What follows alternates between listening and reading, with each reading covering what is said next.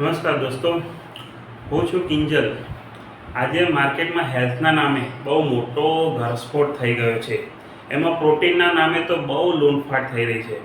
તો આજે જો ઘરમાં જ એટલું મસ્ત પ્રોટીન હોય નેચરલ, તો પછી બહારથી પ્રોટીન લેવાની ક્યાં જરૂર છે? તો જો ઘરના પ્રોટીનની વાત કરીએ તો મગ છે, સિંગ છે, ચણા છે, સોલે ચણા છે, રાજમા છે, આ બધામાં એટલું બધું પ્રોટીન છે ને કે તમે વિચારી ના શકો કે આના પાછળ તો ઈંડા અને મીટ પણ ફેલ થાય છે.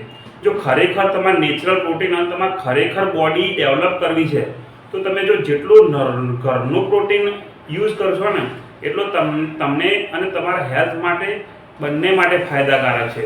કારણ કે નેચરલ પ્રોટીન છે ને કોઈ દિવસ એની આડઅસર થતી નથી. પણ જો માર્કેટમાંથી જો તમે એક્સ્ટ્રા પ્રોટીન ઇન્ટેક કરશો ને તો એનો આજ નહીં તો કાલે એની આડઅસર થશે ને થશે જ. બરાબર? તો હું તો એટલું સજેસ્ટ કરું છું કે ગાંધીનગરમાં એક એવી દુકાન પણ છે જ્યાં તમને અલગ અલગ પ્રકારના સૂપ, કઠોળ, જ્યુસ, સલાડ બધું પ્રોવાઈડ કરે છે. એ પણ એકદમ ફ્રેશ અને નેચરલ, જેનું નામ છે કબીર હેલ્થ.